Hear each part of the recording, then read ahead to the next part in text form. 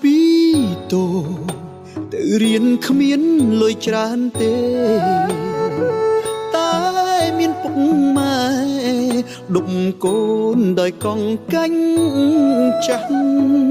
ខោអាវស្លៀកពាក់ម្នាក់សិតសឹងស្នាមប៉ះពីងមួយកូននៅចាំច្បាំងខំរៀនណាកូនសំឡាញ់មកពីរៀនបើកឆ្នាំងប្រឹងសំឡឹងមហូបទុំលាក់កាបូបសពមហូបពុកម៉ែមិនឆ្ងាញ់ពុកម៉ែលួងកូនហូបទៅកូនស្ងួនសំឡាញ់ខ្ញុំថាពុកម៉ែកំណាញ់ក្រុមយ៉ាងមិនដូចការគិតមហូបមិនឆ្ងាញ់ព្រោះតែគ្រួសារយើងក្រពុកម៉ែខំស្លសម្លញើឈាមពិតទឹកភ្នែកពុកម៉ែរសជាតិគ្រប់មុខជីវិតស្រឡាញ់កូនអស់ពីចិត្តកូនពិតអាណិតពុក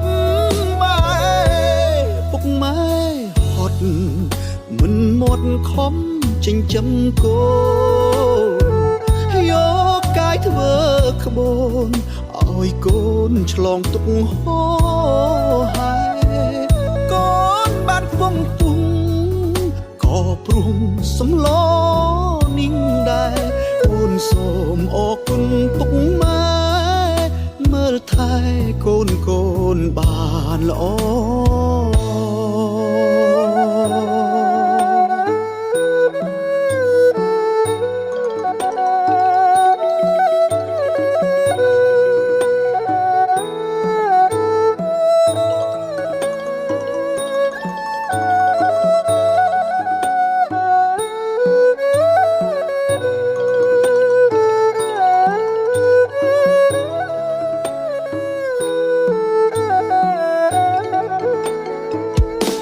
មហូបមិន